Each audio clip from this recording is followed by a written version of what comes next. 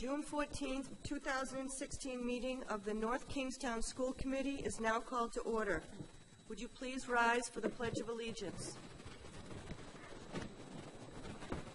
I pledge allegiance to the flag of the United States of America, to the republic for which it stands, one nation, under God, indivisible, with liberty and justice for all.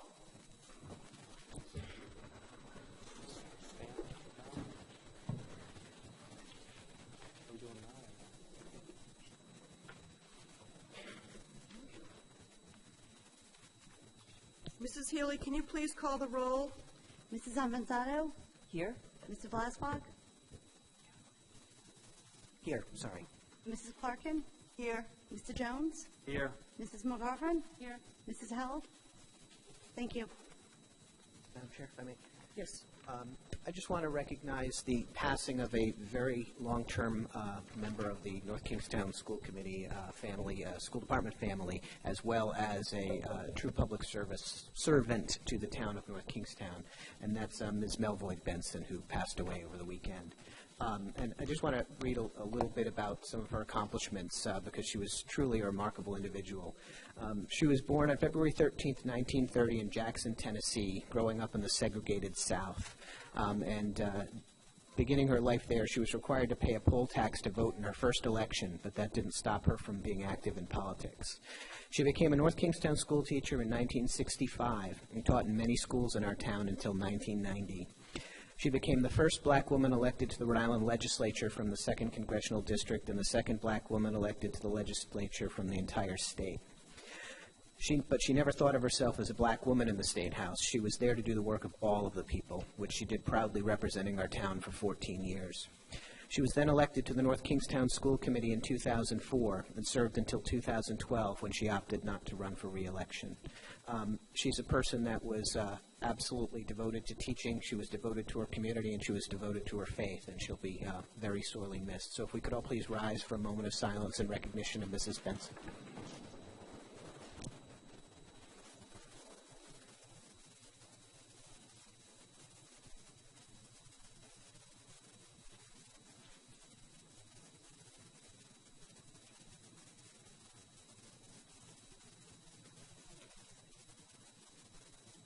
Thank you. Thank you.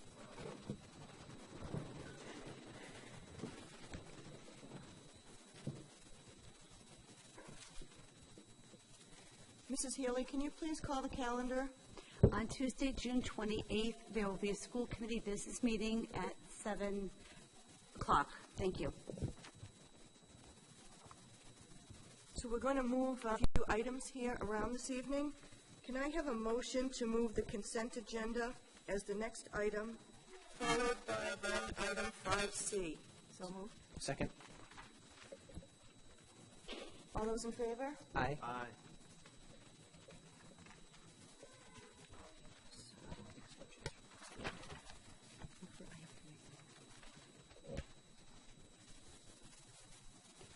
Can I have a motion to remove item D4B from the consent agenda? So moved. Second. All those in favor? Aye. Can I also have a motion to withdraw Giarusso and Pirelli from item 4.7? So moved. Second. All those in favor? Aye. Are there any other exemptions to the consent agenda?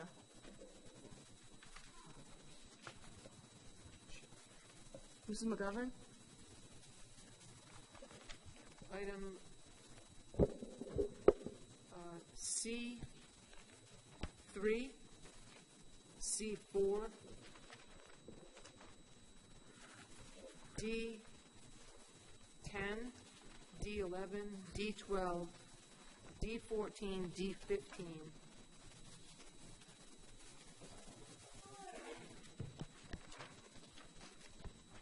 Are there any other exemptions? Mr. Jones? C7, please.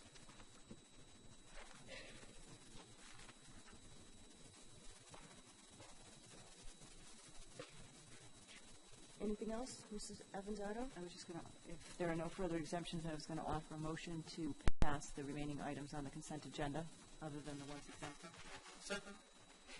All those in favor? Aye. Aye. Motion passes. Let's start with the first one. Mrs. McGovern, C3. I think we discussed moving D 14 and 15 up and have those discussed first. Am I correct? So D14 is the, can I have a motion? We're going to move them up. Right. You want a motion to? Motion to move Motion up to D approve 14 and 15. D14 and 15. She moved to move them up. We made a lot of changes. You're going to have to bear with me tonight. So we have a motion to move D14 and 15 up for consideration at this time. Second.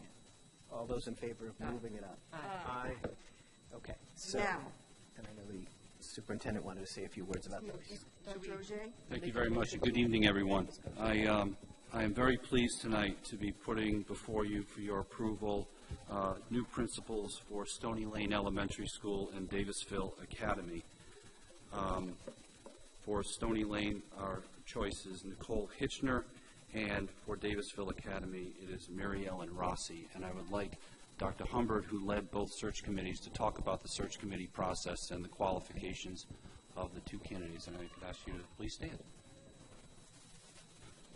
It's my pleasure to provide a little information. First of all protocols were followed for the hiring process.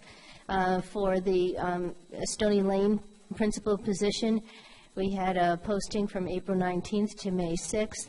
We had interviews conducted on May 25th. We had 19 applicants. 4 candidates were interviewed. We had selected 6 to interview, but there were reasons 2 were withdrawn.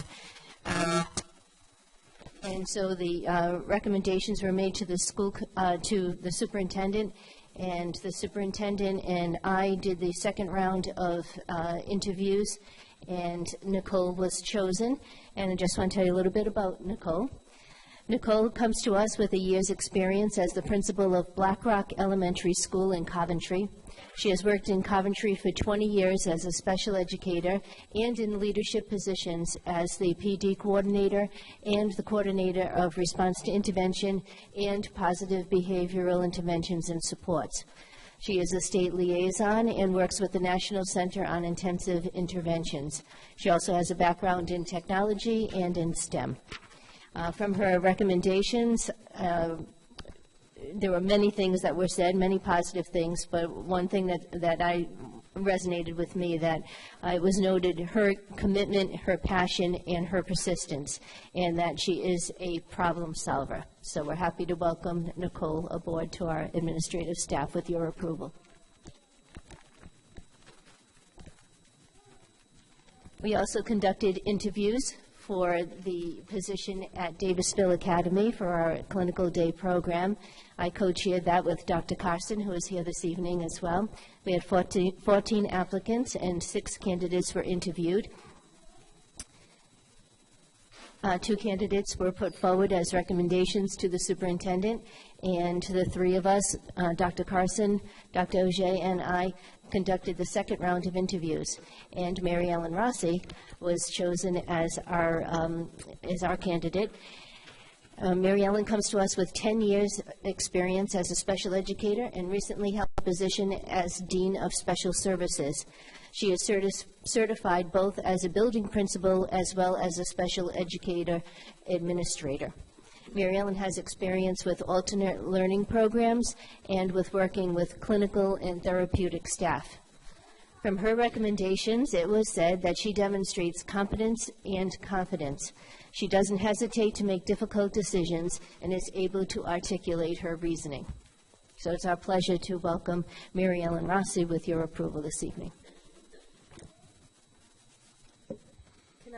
Mrs. Avanzato? I'd like to offer a motion to approve the 2 individuals on the agenda, D 14 14 and 15. Second. All those in favor? Aye. Aye. Motion passes. Congratulations. Congratulations.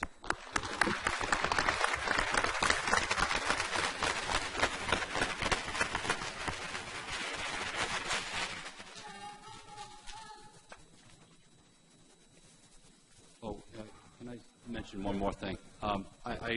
In doing this action tonight at Stony Lane, I would be remiss, Mr. Ferrario, you were in the audience, right? I just want to say how proud I am to have worked with Ed Ferrario. He leaves us after many years in the district, and just countless accomplishments, being a nationally recognized principal of a Blue Ribbon school. We cannot thank him enough for the contribution he's made to the North Kingstown School Department. So thank you very much, Mr. Ferrario.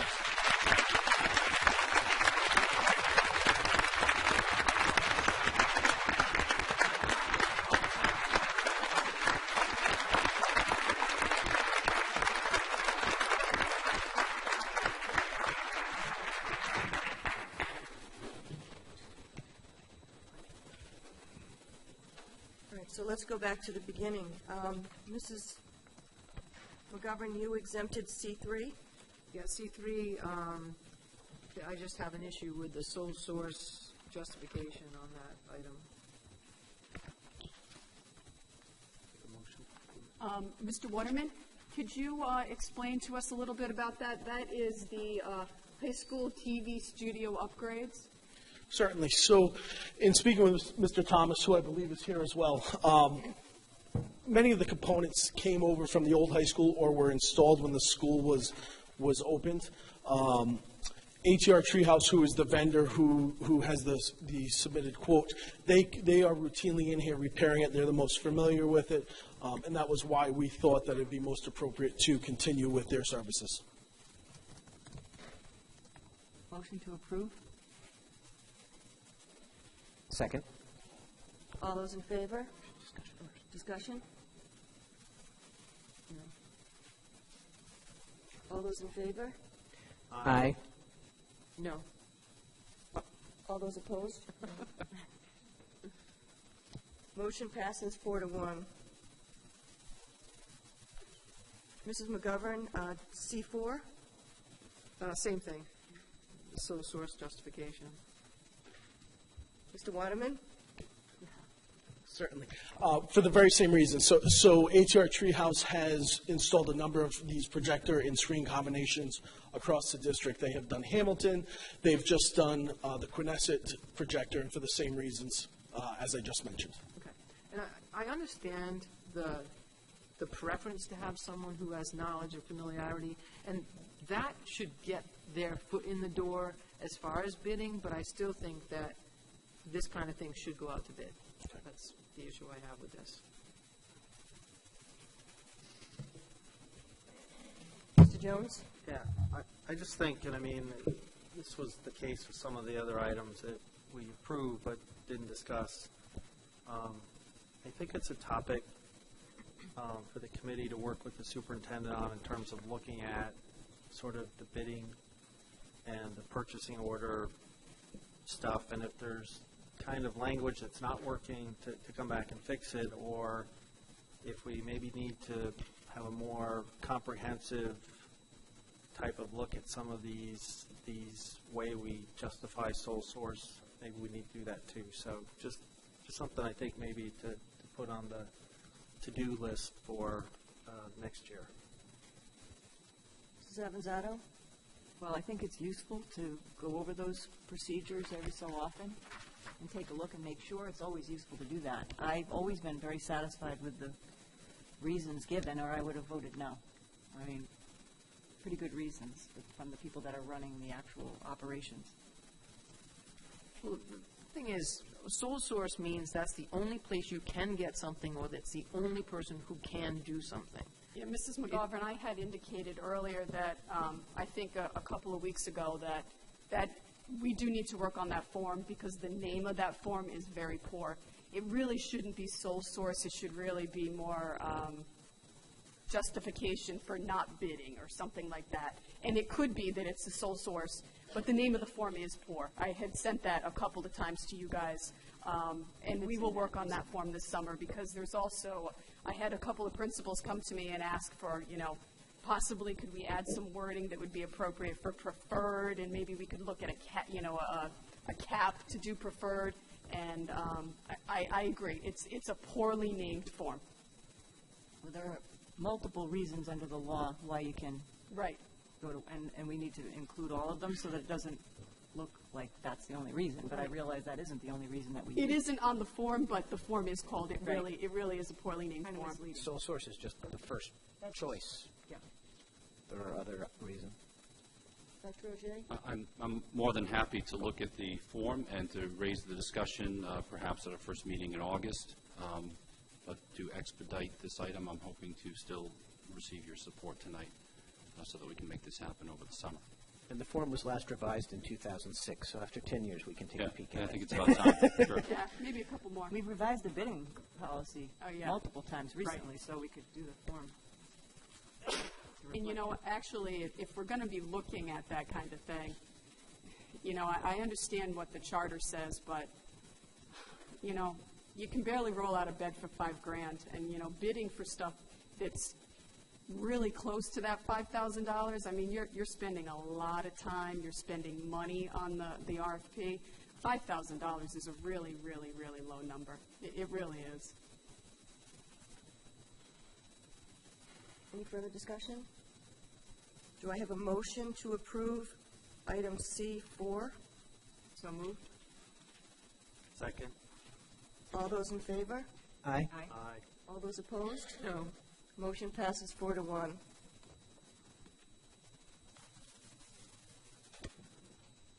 Mr. Jones, item Yeah. C7, So I'll make a motion to approve C7. Second? discussion? Yeah, I guess my general point, which I raised and has been addressed by the superintendent, but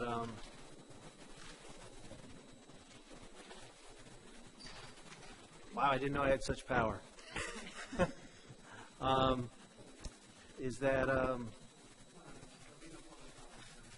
No, folks, there's going to be public There's gonna be comment. We just had to move We this have up. we have a school committee member that needs to leave a little early, and we needed to get a couple consentage items up for discussion. But public comment is absolutely going to be here. We just needed to move something up because Mrs. McGovern needs to leave a little early this evening, and we wanted her to have the opportunity to comment on some items. So please don't think we're not going to allow public comment. You're welcome to comment. We just had to move it back a little bit, folks. We're on. I think we have 2 exempted items that are left. Does that look right? 2 or 3? I'll be really quick. We have a. No, you know what? I'm going to make a suggestion that we go through the next item and then go to public comment, if that's going to be an issue. And then we'll Well, go I back think we to have to. We got to after do we're the done with CIP. Great, okay, we'll do that then. So my only point on C7 is, you know, now that we have the Chromebooks, I really hope next year,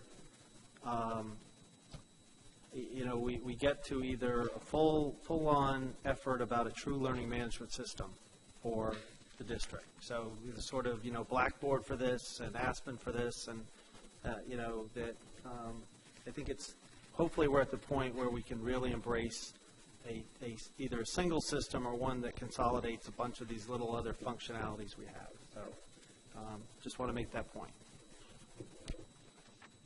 Do I have a motion to approve C7? So he already made the motion. Second, yeah. Second, all those in favor? Aye. All those opposed? Motion passes.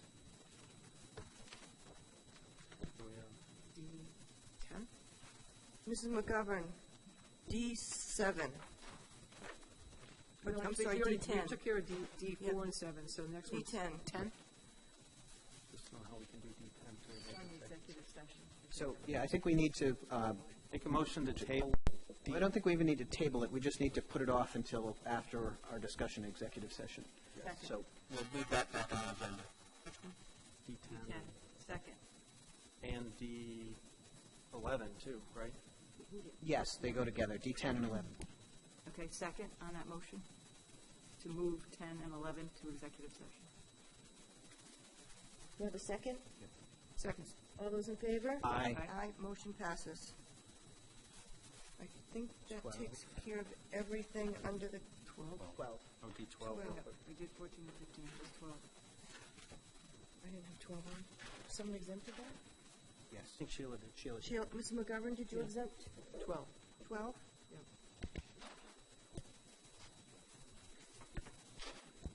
I'll make a motion to approve D12. Second. Discussion? We've had discussions about this ongoing. I can't think how far back, but I remain opposed to this.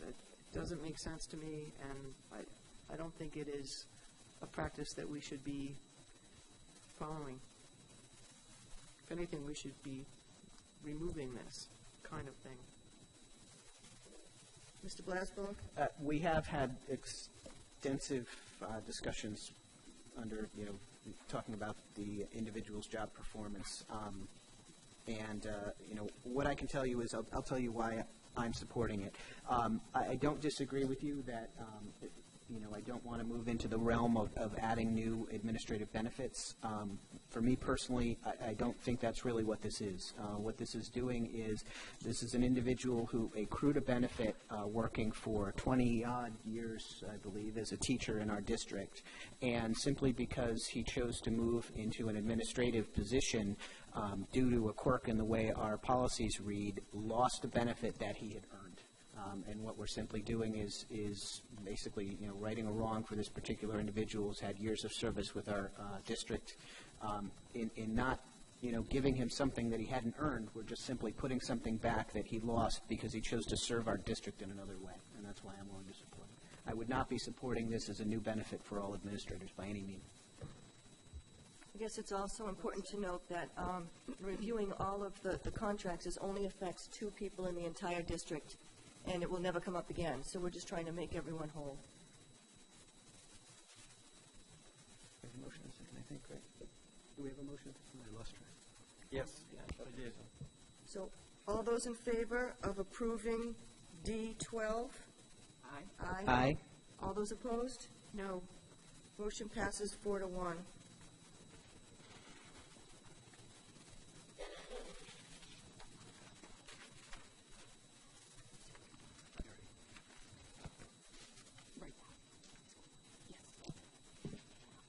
So B, C. Oh, okay. So we're going to hop into citizens' comments now. Wait, are we doing 6C? You want to do 6C? What's that? That's the last thing Sheila needs. That's the last thing Sheila needs? Okay, so we'll do that.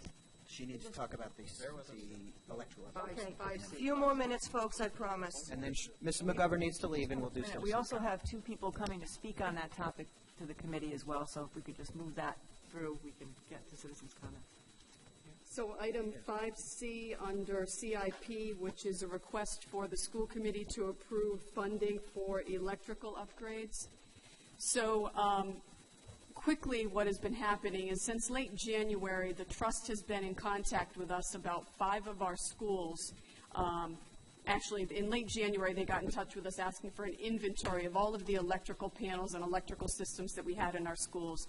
We got that information right back to them. In early March, they contacted us and said that any of your schools that had Federal Pacific equipment, we need to review the equipment.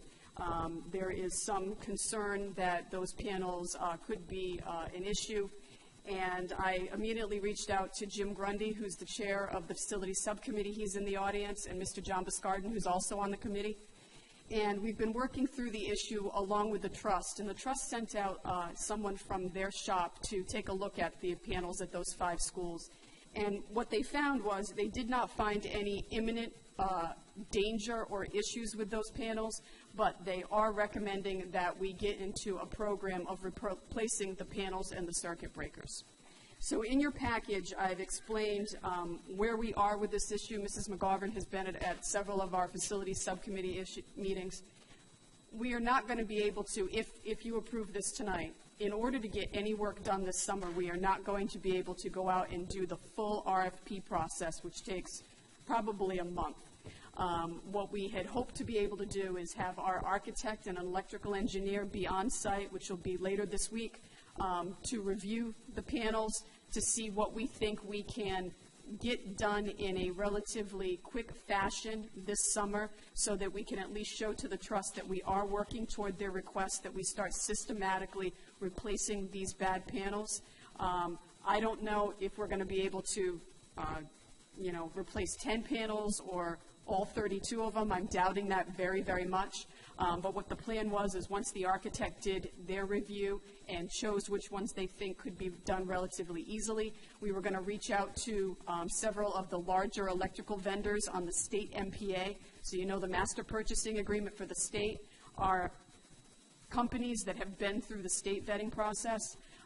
We were going to then more than likely try to award work to more than one vendor so that we're assured of getting the work done in the summer. The other reason for a delay in doing a full formal bid is because the companies that provide the electrical equipment for these panels generally are shut down the last 2 weeks in July. And you know, manufacturing is an old-time manufacturing has usually shut down a couple of weeks in July. So if we don't really get moving now, we really won't be able to do anything for the summer. So I am requesting a bucket not to exceed $200,000 so that we can get a lot of this work done this summer. Clearly, I would report out to you every single thing that we did, every single dime that we spend, and if there's something that we're not going to spend on this project, it would go right back into fund balance. Mr. Hasbrook? Jim and John, do you have anything to add to that?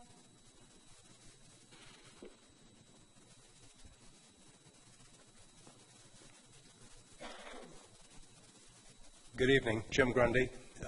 First, I'd like to bring up the fact that the instructions that we've gotten from the trust have been not explicitly clear. The first notice that we got was that Federal Pacific panels were in imminent hazard. So we contacted the state electrical inspectors, local electrical inspectors, the state fire marshal's office, and Chief Cattell.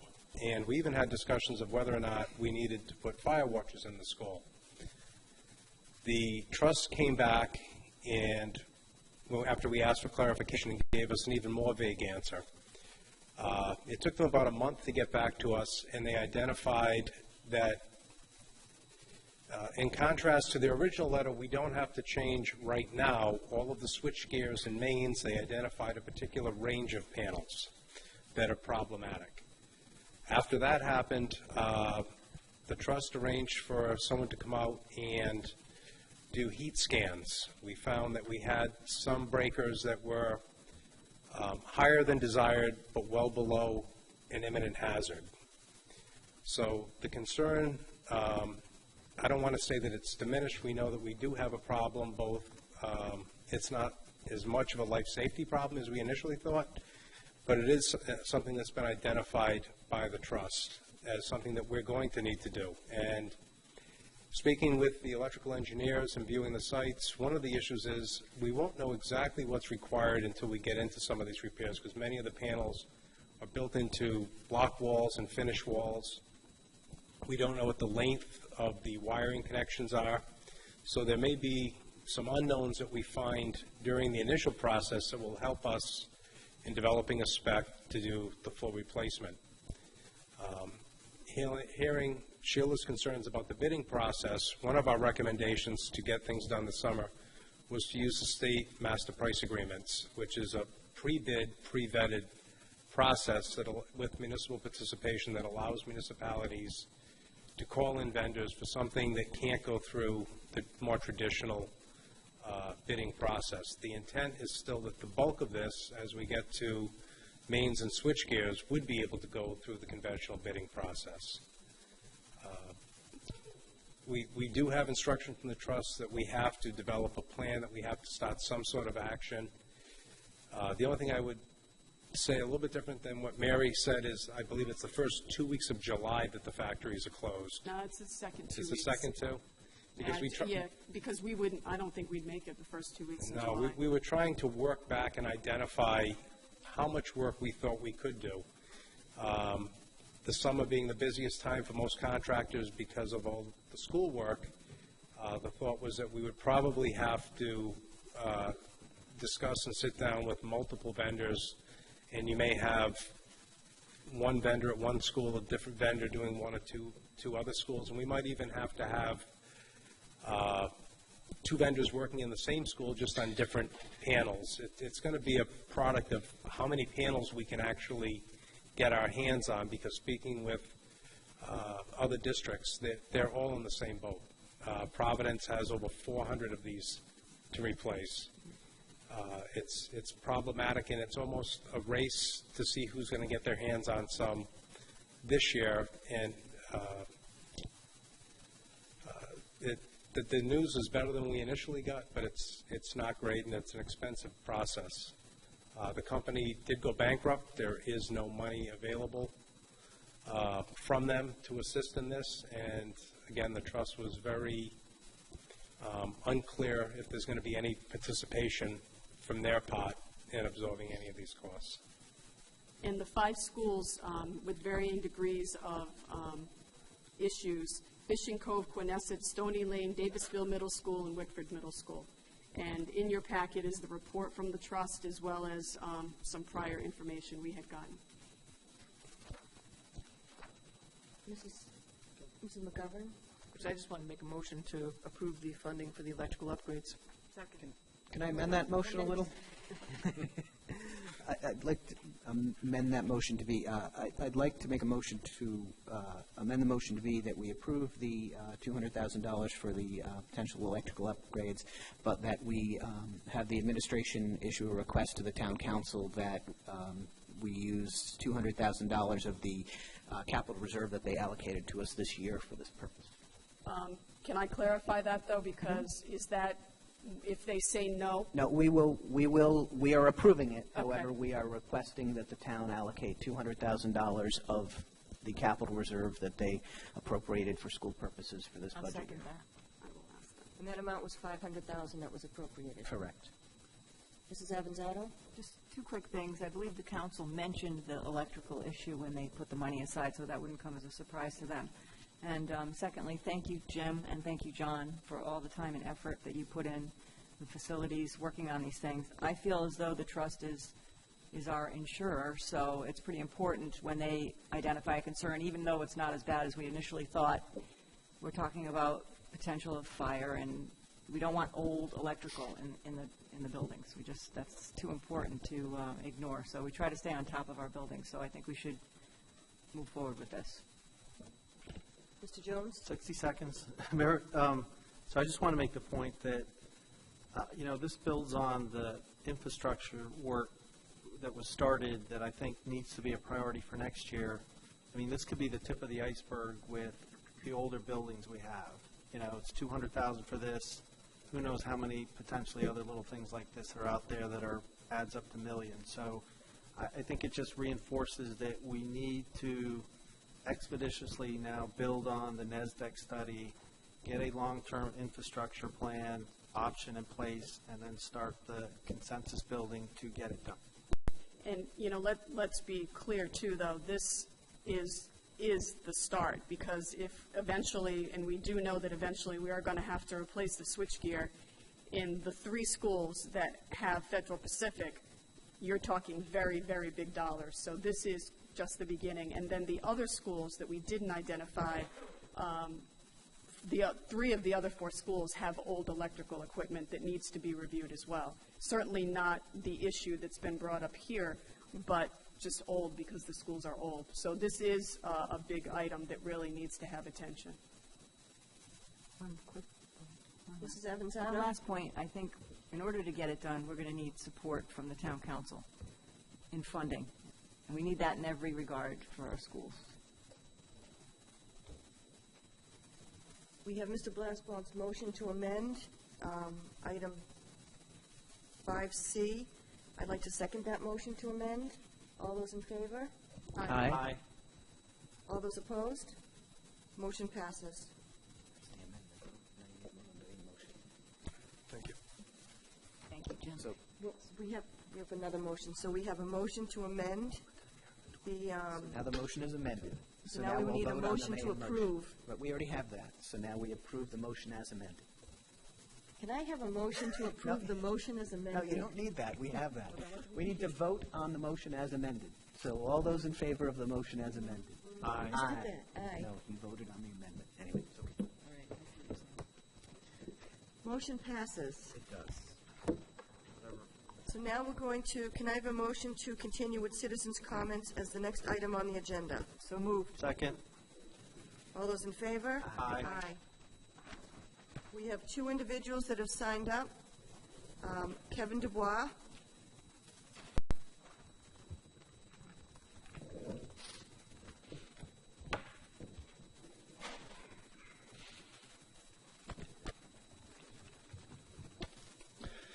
Thank you very much for allowing me to speak and for juggling things around to fit us in a timely manner. We all appreciate that.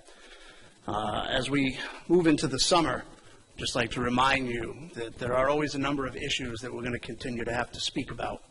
And we are open to those discussions, and we hope that those discussions will move in a positive manner. I'm happy to say and remind you that not only do we have great schools despite electrical panels, we have great schools and some of the best educators and support staff that I've ever had the pleasure to know. And that needs to be recognized by more than a few comments in the public once in a while. Though to hear that support publicly is also appreciated, because we don't always hear that enough as well. We stood by you at town council time for the budget. I was there with you, Greg, Linda, Phil, well after 9 o'clock to fight for every dollar and penny that our kids need in these schools, with you, together. Bob, you mentioned to me something about charter schools.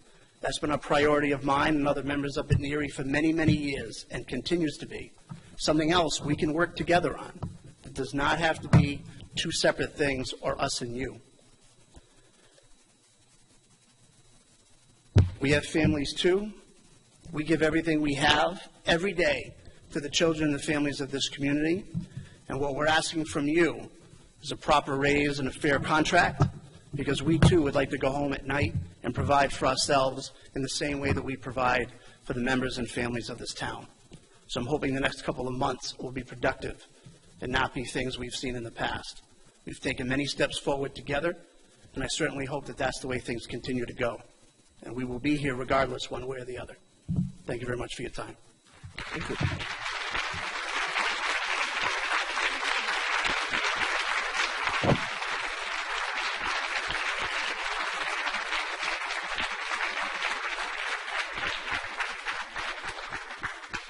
Jen Hoskins. Jen Hoskins, 26 Sylvan Court. I agree that the teachers really do need a fair shake, so I'm hoping you do give it to them, but that's not why I'm up here. I'm also up here because we've discussed with Bob and other people some issues that are happening at Stony Lane, and I know some of the schools are old, but Stony's not one of those older schools per se, and we really need new rugs, Phil. Our kids sit on them, they play on them, they do work on them, they're gross. You can clean them as much as you want. Kids have higher allergies when they're in school than when they're out. I know you had some air testing done. I would like you to take rug samples. These rugs are 20-something years old. They were supposed to be slotted. I understand with the budget cuts and everything, and I'm happy to go to the town council for the other $300,000. But it's definitely something I think needs to be really looked at. They were slotted to be done, and then it got unslotted somehow, and now they're still not done. That was my first concern. My second concern is the cut to the special ed, and I'm going to be back in August when the numbers come in and we know what we're really dealing with. But for our school, you cut a special educator, a half a position, who's dealing with a fourth into fifth grade, who has our biggest percentage of students that need her services. And that is a funny age. They're going to be going into fifth grade, they're going to be going to middle school, they're going to be doing that whole transition. And if she gets another job and we have to deal with someone new for all those kids, it's just going to be a real nightmare. And I really think someone should think about that. Thank you.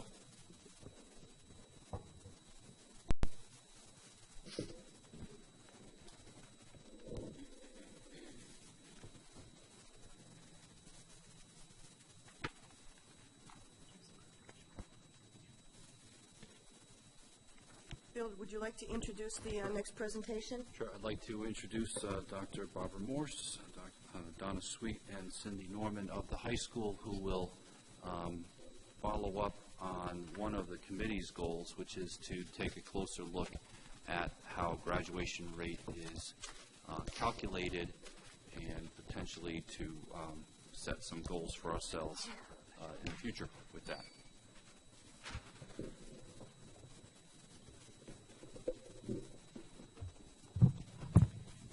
Good evening. I'm just waiting for the projection. So we hope you were able to attend graduation last week. It was a beautiful event, as it always is, and we're always very proud and exhausted this time of year. A lot of effort goes into and emotion goes into getting these kids across the stage. Tonight we just wanted to talk to you a little bit about the graduation rate and how it's tabulated. We know this time of year is the time when the rates from last year's graduating class is published. So we wanted to go over that a little bit with you tonight. Is it coming up now? Okay. A nice little fade in. Wait, where? So this won't happen next year, right? The screen's going to come down right on top of our heads here. Yeah. That's the problem. Fantastic. So we just want to review, an overview of what we're going to introduce to you today is just some of the terminology when we talk about graduation rate. Our graduation rate for last year, I believe, was 92%. And that could be a little misleading because it would lend itself to believe that we had an 8% dropout rate, which is not the case.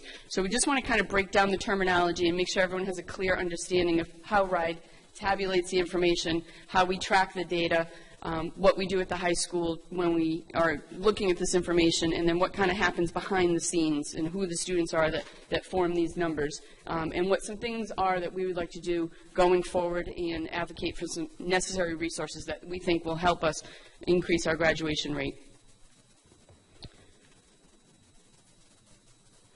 So when we get our graduation rate, the spring after a graduating class has graduated, RIDE is looking at a 4-year graduation rate. So that's the students who enter our high school as 9th graders create a cohort. And when they graduate within 4 years, that's what's calculated. But there's a couple of other subcategories underneath those categories that are important to talk about. One of them is the dropout rate. So as I mentioned earlier, it might elude itself that we have an 8% dropout rate, which is not the case. Dr. Morse is going to come up and share some of the numbers, but the dropout rate is actually closer to 2 to 3%. So there's a good percentage of students that are in between. They don't graduate with us for a 4-year diploma, but they've ended up someplace else. So we want to just go through the terminology. So a dropout is the percentage that enrolled in the 9th grade, but at some point withdrew from school altogether, and they are not attending a school anywhere else or a GED program. The GED program, if a student is under the age of 18, they need to have our consent. So anywhere between the ages of 16 and 18, under the compulsory attendance laws, we, as a school system, agree with the parent and the student that they are getting their education in an alternative setting, and that would be South County Community Action or Educational Exchange. And so they are still considered students that are working towards a certificate, a diploma, equivalency. It's just not a diploma. So they start to fall into that 8%. The other ones are the students that we keep still in school. We have a couple of different subcategories of students that would stay in school. Rarely we have a student that is not an IEP student who just needs a little bit more time. Traditionally, our students who don't get their 24 credits within the 4-year span are usually a credit or 2 away, and we try to remediate that within the summer or the fall immediately following graduation.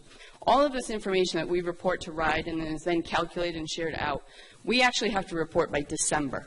So even our students who don't walk the stage at the Ryan Center in June, we still have that entire summer and then even into the fall to help students remediate and get the credits they need to earn our diploma before we have to report it to RIDE. So some students do remain here for a 5th year. Traditionally, they're students who are close but need an extra year, whether it's maturity or they need a number of credits that would otherwise be a burden for them to do on their own. So we retain them in school. The other population that we remain in school are students that we are mandated to keep in school until age 21 because of an IEP. And we also have some students that are not mandated to be here until 21 that have an IEP, and they are afforded the opportunity to stay as long as age 21. So they fall into that population, and Dr. Morse is going to explain that population for this particular cohort. We also have a category, exited unknown, and that would be a percentage of students who leave, and then we don't know exactly where they land. That sometimes, it rarely happens within the state because of the state reporting and the infrastructure that we have, but sometimes a student may say, well, I'm leaving. They may go to another location, and if they don't actually check into that location and we don't have confirmation where they are, we've lost the trail they would hit our graduation rate because they're unknown. This is a very rare circumstance. We don't see too many kids in this category ever. RIDE will calculate for the fifth year. So, this formula is a little tricky, and I'll kind of walk through it slow. So what is a cohort? It's a math lesson. Dr. Morse is so much better at this one, but I'm going to give it a whirl. So how is it determined? So it's a little confusing because we talk in terms of the class of. So the class of 2015 is the class that graduated last year. They are actually the cohort 2012. And how they name that cohort is when you enter as a freshman, you're in the 2011-2012 school year. So they count the spring end date, and that names your cohort. So as soon as a student enters the high school, they have entered a cohort, whether it's here or someplace else in the state or in another high school outside of the state, and then they transfer in. We own them. So that's how a cohort is named. So RIDE gives this nice formula, which is super easy to follow. On-time graduates by year X should not be reading as an exponent. It should, if we could overwrite this, I would say on-time graduates by year 2015, we would divide that by first-time ninth graders entering in 2012, the cohort name, and then we add add and subtract the kids who transfer in and transfer out. And typically we transfer in probably close to 50 kids a year. You're coming and going, anywhere between 50 and 75. And so then you multiply that by 100, and that's what actually starts our cohort. And then every student is followed and calculated as to where they go. And so that's what starts our number. But that sounds clean and easy, but it's not. So we just want to break down these numbers again a little further, and we're going to talk about the class of 2015 and where our numbers fell, because there is, I think a level of things that are a little bit unfair in how the four-year calculation is tabulated because of our special education students. We have excellent services in this town, and I don't know if our numbers are any bigger or smaller than another town, but we have excellent programs here. And so those students who stay with us to the age of 21 actually count against us in a four-year graduation rate, and that hardly seems fair for the student or even for us. So, as a superintendent or a school committee, it really warrants a conversation at the state level as to how they do that.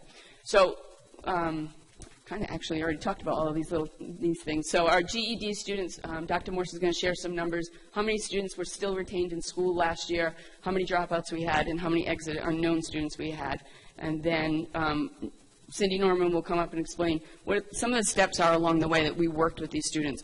I looked back, I was a guidance counselor for the class of 2015, and I looked back on my notes, and just as a picture, we were, at the time of senior year, we were tracking 75 seniors that at some point, for some reason, maybe could be a potential for not graduating on time.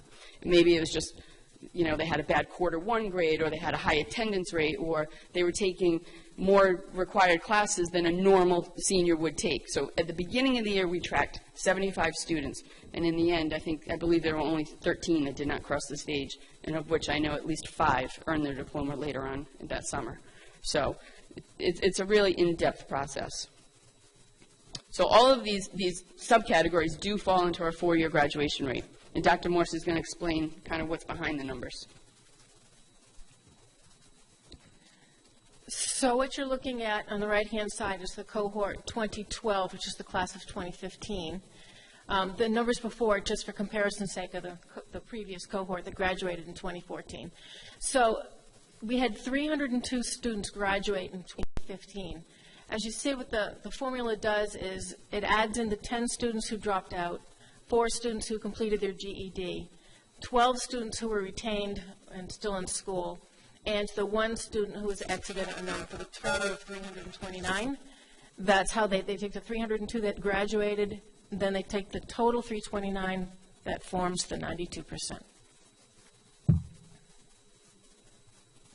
But the important thing is the students behind the numbers. So of the 10 who are classified as dropouts, what was their story? So of the 9 of the 10 students clearly struggled with attendance, and that's a big issue with high school students. If they're not present for the instruction, it's very difficult to have them attend to the rigor of their classes. One transferred in senior year and left after one semester. We were his third high school. So clearly a student who struggled, and disruption for students, whether they're transferring in or out, it's hard for them to make an adjustment, and it's just not conducive to learning. Two had enough credits to graduate, but were missing a specific requirement. So one of them needed to finish an Algebra 2 class. She went to summer school for English also, but it was the Algebra 2 that really held her back, and the other didn't pass her English class. So sometimes we have students who reach the 24 credits they need, but they're not marking in the specific requirements that we require: 4 years of English, 3 years of math, math-related science, those kinds of things. One transferred in junior year, and he had a difficult time adjusting to our academic rigor. He was a student who had some personal issues, breakup of a family, and just the moving. Sometimes schools, when they transfer, their courses don't mesh with our courses. When they come in as a junior, they might not have Brit Lit like we're teaching our juniors. Especially this, he came in later in the year. It was right after the end of the first semester. So it's hard to place students and align what they were taking for courses with what we typically put in that class. So a lot of times we're successful, and sometimes it's a difficult adjustment, and this particular student did have difficulty with that. The students who were retained, the 12 of those students, 5 of the students received special education services. So those are the students who would be in our transitions program. We are almost a victim of our own success. We are known for having a wonderful life skills and transition program, and people want to come to this town for those services. But what happens when they do is that we retain those students until they're 21, and they're technically put into that group of students who ultimately lower our 4-year graduation rate. 2 of the students needed more time due to clinical issues. They transferred to Davisville Academy, and 1 did graduate this year. 1 student never physically attended North Kingstown High School. He's hospitalized. He's got a very severe medical condition. He was put on our rolls, and we were helping him receive the educational services that he needed through his hospitalization. 2 students requested a 5th year of studies. 1 student was under the age of 18, so we really felt, she was 17, and we felt compelled to take her in and try to help her get that 5th year. 1 student was attending as a foreign exchange student, and 1 student we believe is incorrectly classified, and he should be in the 2013 cohort. So that's an amendment that we are seeking from RIDE to change that number.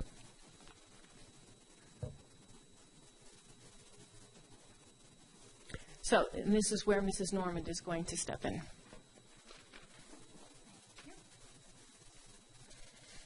It's my first time in 31 years speaking before a school committee, so thank you for giving this opportunity to let me do this. So I'm one of the guidance counselors, and Dr. Mansieri asked if I would speak to you all about what we do in guidance to help keep this number as high as we possibly can. The best thing we do, I think, is keep the kids for all 4 years. So by the time they are seniors, we really get to know these students. I just finished with the class of 2016, and I will tell you our numbers are higher than they were last year. But we have our fingers crossed that many of them will finish up their missing pieces by August 25th, which is our second graduation. And I have, along with my other 2 colleagues working with this class of 2016, are making literally daily phone calls and emails home to the parent and to the student, reminding them to come in to work on their remediation. So as a guidance counselor and as a department, we make very frequent classroom visits, advisory visits, assemblies. We hold nighttime events, and we really try to get the kids to get to know us. We do lots of different exercises. We have one-on-one appointments at any time. When we see a student who isn't doing well, whether it's academically or emotionally, we can make referrals. In our building, obviously, you know, we have school psychologists, social workers, nurses, et cetera, that we work really closely with. We also make referrals to the RTI and also the behavior RTI that Donna heads up. We try to, we have career nights a few times during the year. We have nighttime events to just try to get kids to understand the importance of having a high school diploma. Beginning at the sophomore year, we identify students who do not have 5 earned credits. That puts them, in our opinion, at risk for not graduating.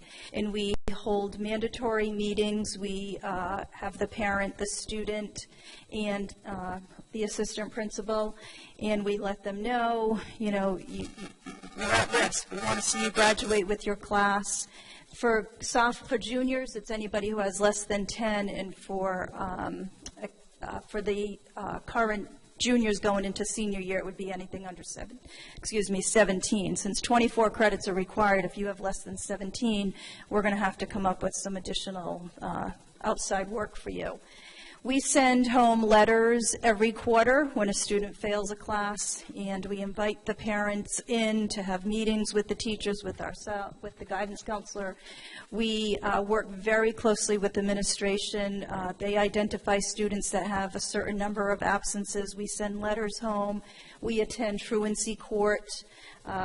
It's constant communication, and I know Mr. Jones is one of my former parents, probably can tell you right away I send home a ton of emails. So we send home emails, we make phone calls, we use Facebook, we use listserv, we encourage after-school help. I happen to also be the art coordinator. These are things that are mentioned at our at-risk meetings of how students can improve their grades. And we do allow students to remediate a failed class. In the past, what we have had is a typical summer school. If students have scored between a 60 to 69, they sit in front of a teacher for 3 weeks and hopefully earn the credit. If they scored between a 0 and a 59, they could use an approved online remediation program called Ingenuity. That's changing this summer in light of everything that's happened with school systems not being able to charge for summer school. So we're doing Ingenuity solely as our summer school, and we have decided as a group to have 50 to 69, and I've worked real closely with Dr. Humbert and the administration over here to kind of come up with the protocol, et cetera.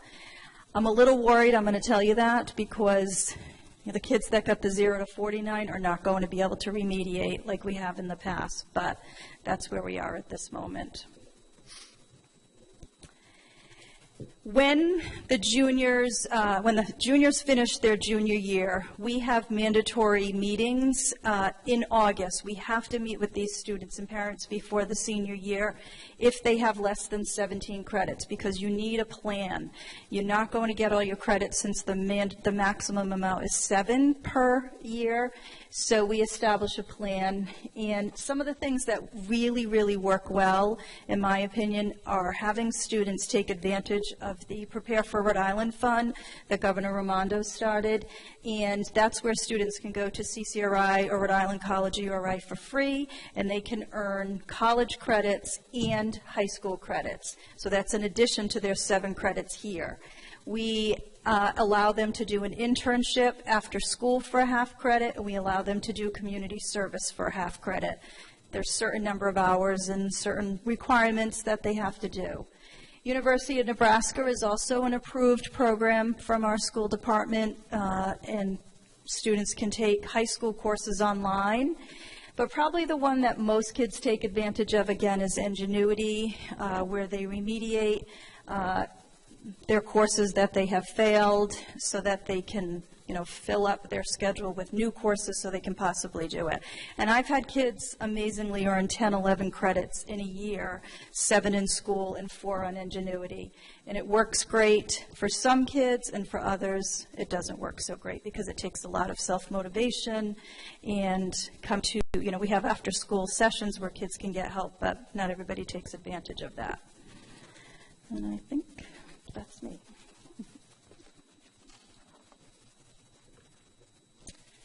So moving forward, we can continue with our concerted efforts for summer and fall diplomas. We've always had a really big push for that, and over the years we've gotten very creative and open to how do we get students to their end game, whether it's summer school here, if it's taking a course at CCRI or URI, virtual schools and so on and so forth. And that really has helped us a great deal in the last couple of years. It's always interesting to see our students, maybe they didn't fit into a traditional school setting, but you put them online and they go. They just want to do their work and they can finish.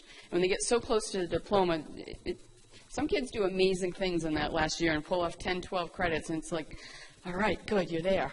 Thank you. And, they do really work hard, but some students really struggle in that format. And so, we're going to continue to chip away and work with the kids through the summer and the fall and ideally get them in before December.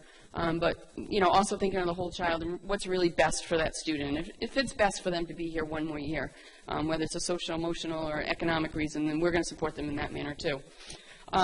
We would like to spend some time, we did work on this as one of our SIT goals this year, is to improve the graduation rate. And there's a lot of different things to look at. So, I'm just looking at the data from the 2015, and we have to recognize that when we look at the 10 non-graduate students, all of them were either free or reduced lunch students, mostly male, and 7 out of the 10 struggled with attendance. So those are factors that we see very early on, and it's something I think as a district really need to make a concerted effort. And how do we, as a system, help students overcome those barriers? And that's a glaring statistic, but we also know that there are a large number of students with similar demographics who succeed. And so just trying to pare that down and figure it out, it would be, I'm just thinking out loud, thinking about that bridge between middle school and high school. There's a number of colleges that have summer programs where students who are traditionally maybe wouldn't have the normal access to a college education or are in a demographic group that might have created some obstacles for them to be successful.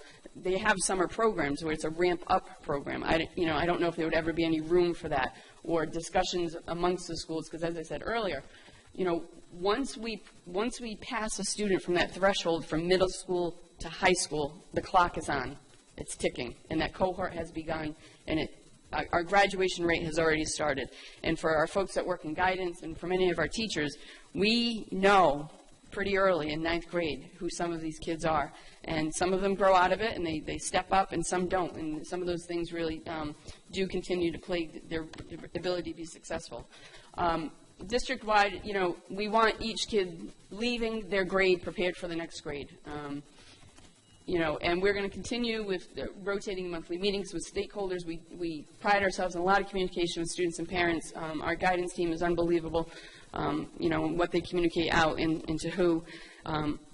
I, for one, as a student services assistant principal, am working on the behavior piece and behavior RTI, which we have a long way to go.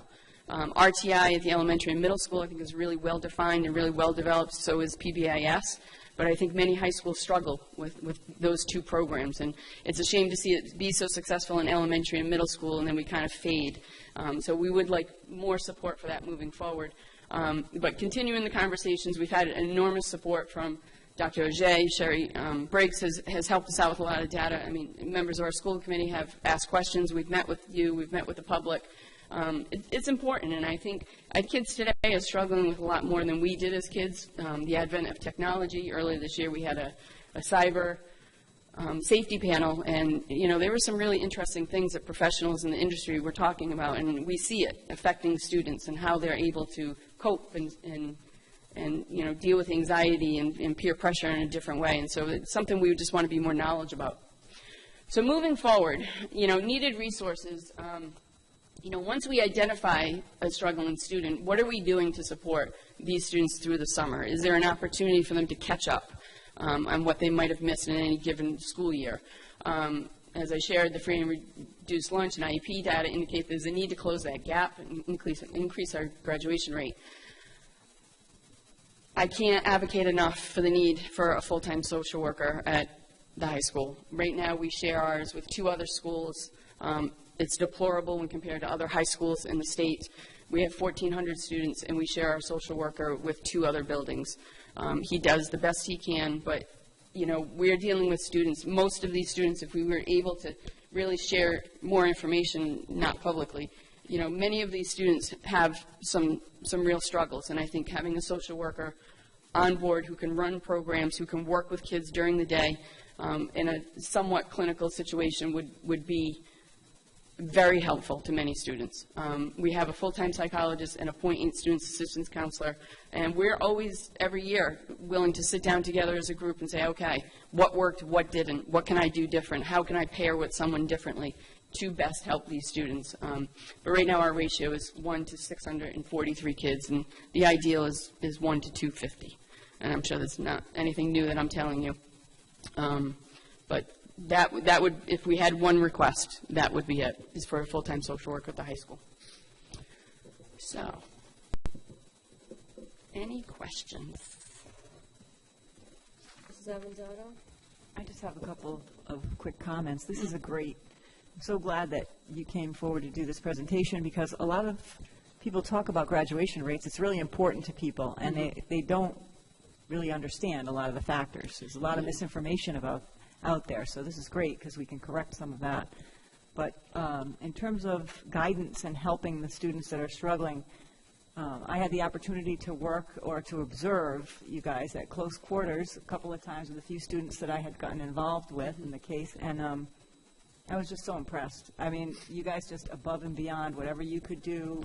And I also saw where some of these alternative means, like the Ingenuity and also the GED program, and at least one of the students, both very successful doing it, and just headed down a path in life now that they're going to be productive. So, so we could do a couple things. Maybe we could advocate to RIDE for some of what you talked about in terms of how the graduation rate is calculated, and then maybe we can talk about the full-time social worker. That's like crazy. That's 3 times, and as North Kingstown has added additional affordable housing and will continue to, we need to look at that, because right now we're doing really well as a district, and you guys are practically killing yourselves, so you can probably use some help there.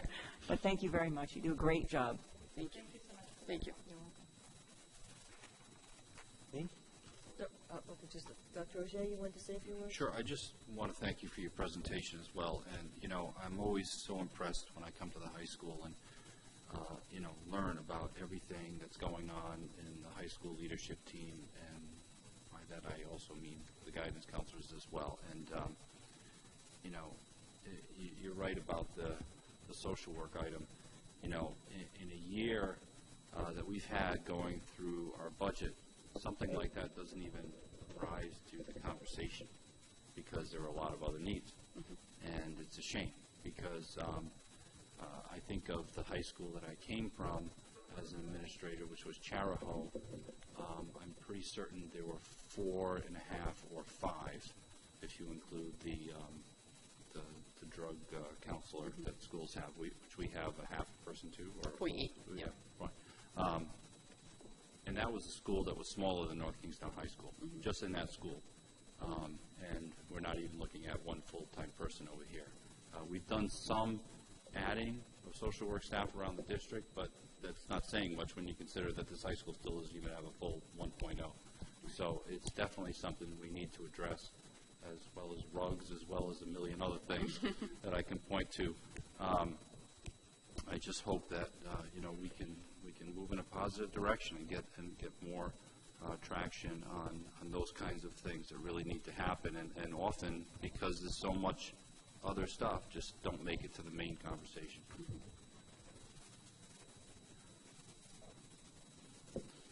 Yeah. We've already shared some things, so I appreciate all that. So one first thing for the committee, so when you're talking about 92 to higher, you're really talking, 20-something students, right? So it's really fighting for every single student. So I know we say one student's rare, but 1, 2, 3 students makes a difference. So my first question, have we ever denied a student getting their GED? Because I've never, in my time on the committee, had a GED appeal, and so I'm sitting there wondering, well, we know they're going to count against us, so maybe we shouldn't be so quick to say yes right away, especially in an advent of personalized learning, and like you said, digging deeper and going, if it's a student who just doesn't want to be in school, maybe that's where we say an internship, an apprenticeship should be 3 credits, right? Just get your math and English, and then let them get out there and do that in lieu of just saying, fine, because we know you don't want to show up, get your GED, and I know that's simplifying it. Yeah. To think, but I mean, I think that's where, you know, when you're talking 1 or 2 students, we really got to sort of embrace saying, you know, maybe have we, you know, said no initially to see if we can hold them a little longer, get them into something else, because like you're saying, my guess is statistically it's male, lower income, probably not thinking about going to college, so thinking about career. So if that's the case, we should maybe let them pursue that within our boundaries instead of kicking off the GED. So I make that kind of point. Have we ever used the National Clearinghouse? I know you said it's just 1 or 2 students who vanish, but do we use the Clearinghouse just to see if we can put their name in? Not to my knowledge. So, I mean, it's a national database. Yeah. So again, if we're trying to find somebody, right? Yeah. Every 1 student is 0.3 on the graduation rate. Yeah. We So- actually found the one student. Yeah, we did find him. We found him. We found. We tracked him down. What happens typically, and I think happened in that case, is that student transferred to a place and then never showed. And so if that institution never received him, he stays with us. So we think he's gone and landed, Right. or she. And if they haven't, then that's how that might have gotten by. You know, and just to answer the GED question, and I don't know, Cindy might have a different experience, but I feel, to answer your question, no. In my years in guidance or as an administrator, I don't know that we've ever said no to a student if they were eligible. So being between the ages of 16 to 18. And if they're 16, then the hill looks pretty high to climb. I mean, if we've begged kids with 20 credits, they're like, I'm quitting getting my GED, and we've begged them, don't do it, don't do it. We're talking 4 credits. I feel as if sometimes kids don't want the GED. They don't want to hear it. They don't want to pursue it. It's only really at the tail end when the reality has struck them that the distance between them and their diploma is so long that it's actually in their best interest to do it. Yeah, I would second that. Just having, as I said, the class of 2016, I personally had 9 students on my caseload that didn't graduate. But of those 9, and Dr. Ojay is familiar with this one, you won't believe, a student came in because he went to go get his GED. They wouldn't let him because he was not 18. He had just moved here, so they needed a dropout letter from us. So he registered in a minute, later withdrew and he's enrolled in a GED. We had Dr. Ojay on the phone. We had Fried on the phone for like 3 hours because it seemed so unfair. So these things happen. Another senior, one of my seniors. But we could have said no, right? No. No. Not to enrolling. We have to enroll. Right, but we could have said no to the GED. Couldn't we have? I mean, I don't say to jam up a kid, but I mean, if it seems unfair like that, I think we should jam them up a little. So the solution is if we say no, they just stop coming. Well, but then they get To an the same- truancy court, right? Mm. They won't look at, They won't look at a kid after 17. sometimes even 16. Yeah. I will tell you, we take GED very, very seriously. Dr. Ojay and the guidance department has a great, I think, dialogue. He will not sign it unless we call him. We have to have something in writing. We have to give background information. Of my 9 that didn't graduate, I told 8 of them, you are absolutely not, you're too close. One had earned 11 credits in 4 years. That meant they needed 13. Not an IEP student. Are we inviting these kids back for 5th, back for 6th? I mean, that's a discussion that you would have to have. So, we do not take GED lightly because we preach to these kids. Probably not the right word, but we reiterate to these kids over and over how much more valuable a high school diploma is than a GED. Yet, with that said, and I was fortunate enough to work with Linda on a couple students as well, my heart is so happy that the boys or girls that we're talking about are successful. So you have to look at every case individually. So I sympathize our discussion about foreign exchange students. I have absolutely no idea why RIDE would do that, but I would remind the committee that we voted to not allow foreign exchange students to get a diploma here. So we self-inflicted ourselves, given that policy, that we automatically can never start at 100% if we accept foreign exchange students. I think we should relook at that. If I grant you the solution to me should be RIDE's going, why on earth would you invite students who get a multitude of benefits and also help us, and then have them count against you? Because I understand the hurdles of taking their foreign experience and cross-translating it. That's probably a guidance nightmare. That situation was a little bit different because that student should have never been allowed to come here because they had already received their diploma from another school. So that.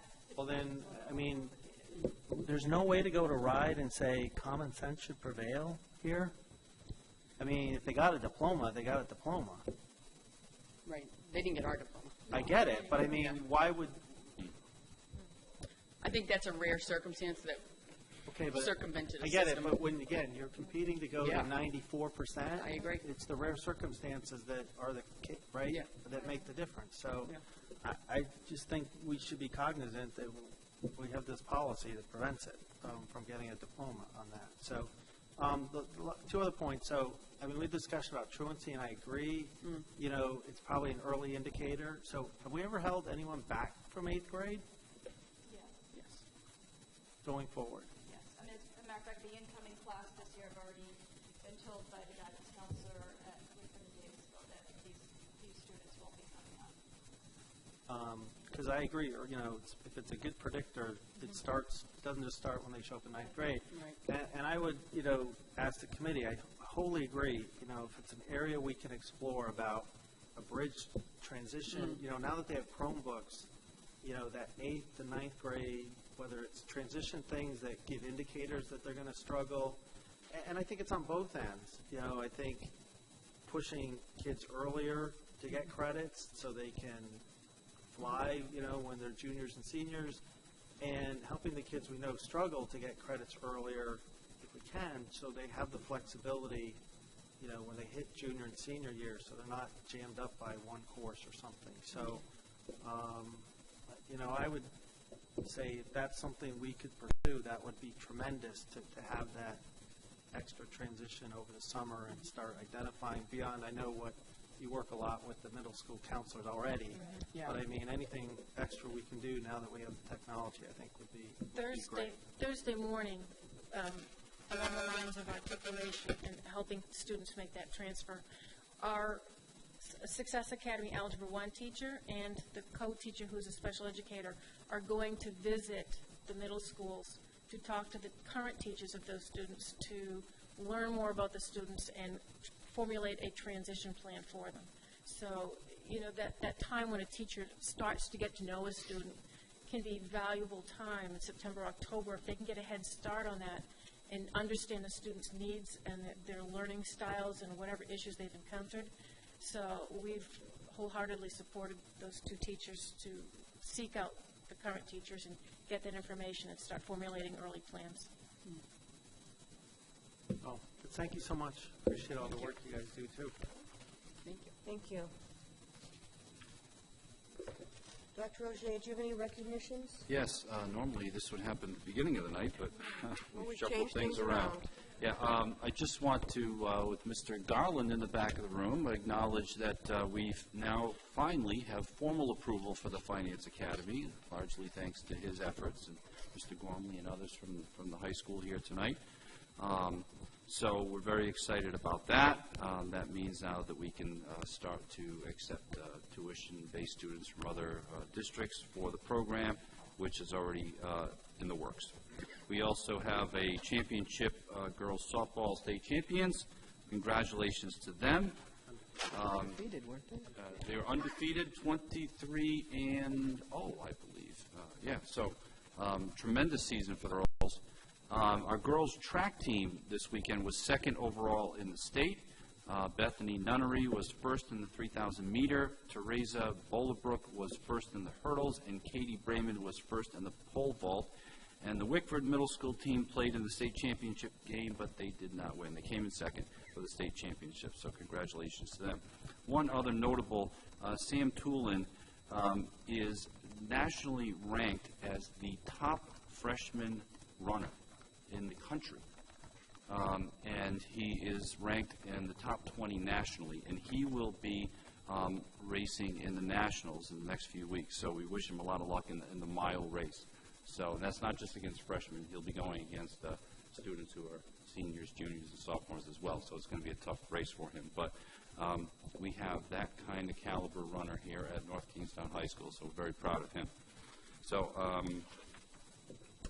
last but not least, with Mr. Waterman here, I would be remiss if I did not point out the great work that he and others have done on the web page on the North Kingstown website, nksd.net, which is all about information for parents and students and teachers regarding the Chromebook rollout that's coming up. There's going to be a lot more on that as we approach school at the end of the summer. Coming to everybody, but if anyone wants an advance notice on that, you can get just about every question you ever had concerning a Chromebook, concerning insuring it, concerning how the school is going to use it, with a very comprehensive webpage. So thank you for putting that together. Anything else?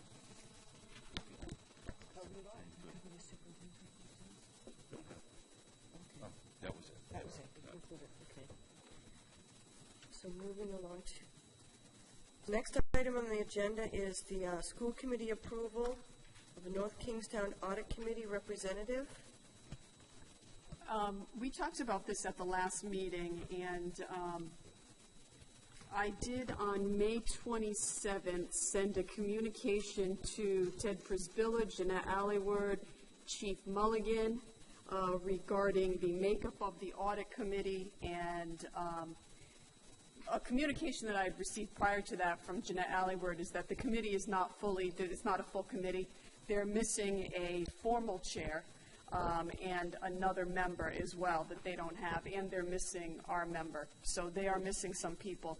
But I did on May 27th send a communication regarding how Mr. Jones had spoke at the last meeting about the committee itself choosing a member for the school department of already made-up members. That was, again, on May 27th, and I have had absolutely no response whatsoever from either of them, from all three of those people. I don't expect to get one, so I would ask how you would like to move forward with the two members that we do have, or two citizens we do have that placed interest in being school department rep for the audit committee. Mr. Jones? Yeah, thank you. I'll just say it's a little frustrating because, there's some who like to quote line and verse from the town charter on certain things, and then some who then like to, I won't say purposely, but then not want to look at the town charter. So by the charter, the finance director is the interim chair of the audit committee. So, to not respond to a request just, seems that something that maybe our leadership needs to address, the town council leadership. But I want to quote from the charter. This is the actual language, right? There's no such thing as a school committee audit member. It says, furthermore, one member who shall not be elected official nor town employee shall be selected from a list of 3 names presented to the town council by the school committee. It does not say the school committee gets 3 people and picks one. It says we send no more than 3 names to the town council. It's the town council's job to appoint members. It's our job for one of those to say, we think these are the candidates we would like to see, to ensure that there's at least some input from us. So my recommendation to the committee is simply going, we have 2 people, unless the superintendent doesn't, has any objections about their qualifications to tell us, that we should just say, here's 2 names, fulfill your duty by the charter. And, oh, by the way, add a 3rd name, we could, who's an existing charter commission member, Because nothing in the charter says that we can't also ask for an existing audit committee member to be part of that, which would simply mean they're reselecting a person that would be unofficially our liaison. And I would echo the frustration, because the frustration that I have on an almost daily basis and that certain members of my staff have on an almost daily basis of not getting responses from certain town employees unless, you know, it's something we keep hounding and hounding and hounding. I will say that Chief Mulligan has been very responsive. I'm surprised that I didn't hear back from him on this at all. But I can tell you that it's frustrating for us, because I can tell you that when the town needs an answer, if we don't give that answer to them immediately, we're being viewed as being uncooperative. And it's just way over the unprofessional line right now. I mean, this stuff ends up going into a black hole. I don't even get a, hey, can I get back to you? There's nothing.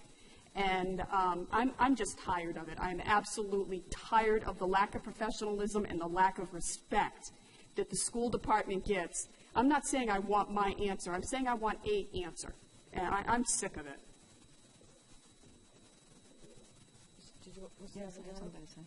I certainly concur with that, but I frankly don't know why we would push the council to abide by a charter provision which was unfair to begin with. We are the larger portion of the budget. We should have our own person that we are able to appoint on our own, instead of sending them 3 people. They've already got the rest of the audit committee to appoint. That's just one problem with our charter. There are multiple problems where they've stacked power onto their side, including, well, there's like several that we've discussed up here before, that their ability to appoint a member to the school committee for 4 years. That's just not democracy. There's multiple things wrong with the charter. So I don't know. I just don't see. I don't see why we urge them when I would just prefer to send over a name, frankly. Well, I mean, Lynn, I think there's 2 things. One is, I mean, we have a charter review commission. We asked, in a narrow sense, to be looked at. They choose not to. You know, I guess by statute it'll have to come up again. So I understand that. My concern is us reading into stuff and then having the same frustration that the town council reads into certain things in the charter, and certain commissions think they have a lot more power than they think they do by sort of liberally interpreting what's in the charter. So my point would be is, while I agree philosophically with your point that, you know, these things were written 10, 20, 30 years ago and don't get looked at, and when a time when there was paper and other stuff. So it may be appropriate that there's a designated school committee position, that it's appointed by us, but that's not what's in the charter. And so I simply say, if we have 2 qualified people, we say, here's a list of what the charter says. We should give them a list of no more than 3 names. And if it's these 2, then that's who we should send over. And it's sort of their issue if they want to foot drag on getting their act together about fulfilling those. But other than what we're required to, such as CLAC and facilities and those others, you know, these boards and commissions that are in the charter are the town council's responsibility. So I just see it as 2 separate points. I think we should deal with what the charter language says and then raise the others, because, again, I think we're going to have more discussions about, as we move forward with our infrastructure plan, about the language in the charter, and I want to be consistent to hold, you know, folks to the language in the charter. One last comment. We always did it that way. We previously, at the beginning of the audit committee, when the audit committee was first established, did it the way it spelled out in the charter. We had 3 choices. We sent them to the town council, and then somehow, and I don't even know how it happened, someone said, well, okay, we need a person to put on the audit committee, and it just happened that way the next time, and the town council never said a word about it, and then it just sort of morphed into being the practice. But obviously you're correct. That would be the right thing to do under the charter, although the charter is wrong and one-sided. However, you know, there's probably, if you want to hold them to it, later, when we're going to need to discuss, some of the things in the charter regarding the Asset Management Commission. I think that's what you're referring to. So if that's the pleasure of the committee, then we'll just send those names over. So I would make a motion to forward Mr. Keough and Mr. Miller, I believe they're both gentlemen. Second. Names to the town council for appointment to the audit committee. All those in favor? Aye. Aye. Motion passes.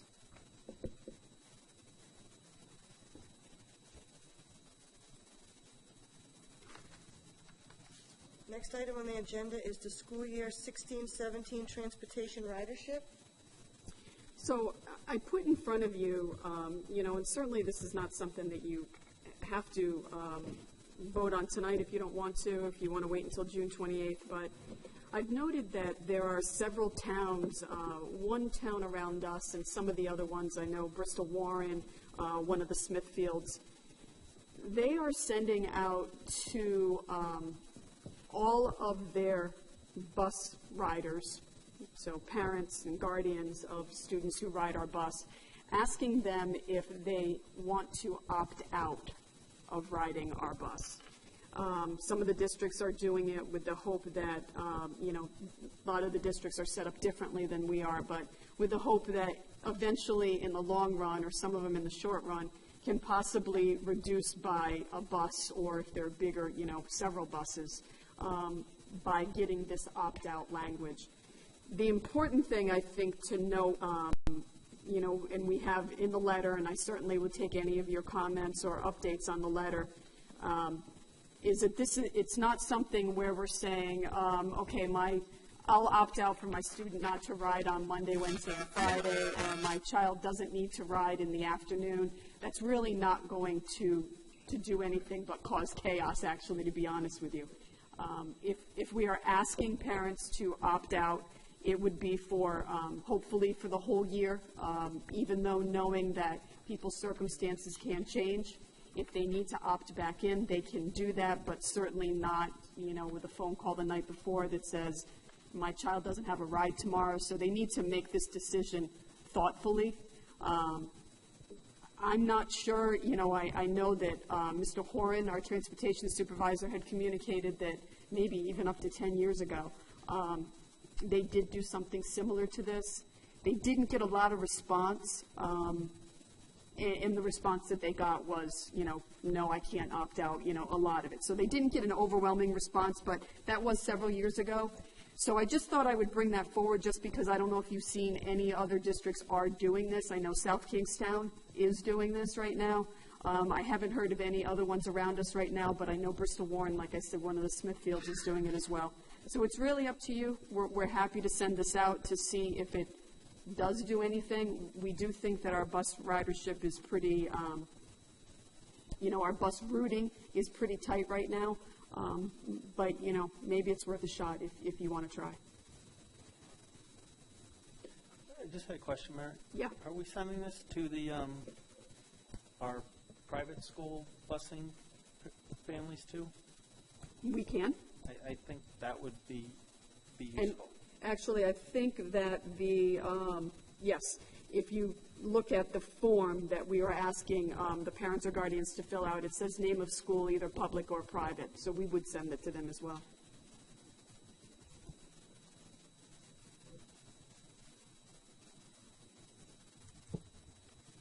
Any further discussion? I would make a motion to authorize the superintendent to go ahead with this initiative, to go ahead with the 2016-2017 Transportation Ridership Review Initiative. Second. All those in favor? Aye. Aye. Motion passes. Mrs. King, do you have anything to report for the 2015-16 school budget? How about the 2016-17 school budget? No. So the last item here is a policy for the amendment of the transportation, policy EEA1. I note that this is a first read. It's a revision, so it only needs one. Right, so I guess the question is, does anyone have any comments on the proposed proposed changes to the policy? And Mary and Carol and I have worked on this together, so this has gone through her. So I just wanted to let you know that this has gone Thank you, through that's Mary good Ann. to know. Mary, did you talk to any of the bus contractors about it? Mr. Horan has spoken to Mr. Novak. Yes. Basically, what we're trying to do here in this policy is we don't really have a lot of people, beating on the door of the association right now to take the routes. And that's certainly no reflection on the association or the leadership of the association. It's just that our list is very limited, and it's going to cause some issues going forward as well. So what we wanted to be able to do is we wanted to be able to open this up to some of the other surrounding districts. And we also wanted to give the school department, now that the association is, how they're structured, to give the school department, the school committee, a little more flexibility in who those drivers are. But basically what we want to do is make sure that we can open up to more people and that we are not restricting people to only 2 buses either. So yes, Mr. Novak and Mr. Mumford are aware of these policy changes. They have spoken to Mr. Horan about it. Mr. Horan has spoken to them. I haven't spoken to them directly.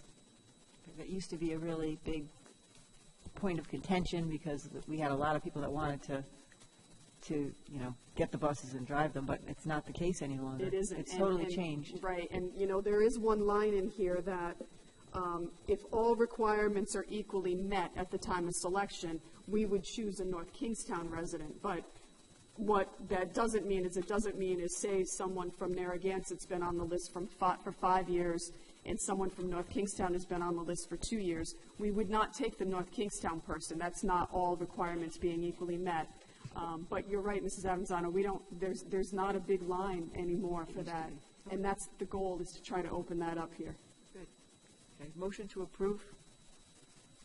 Second? All those in favor? Aye. Aye. Motion passes.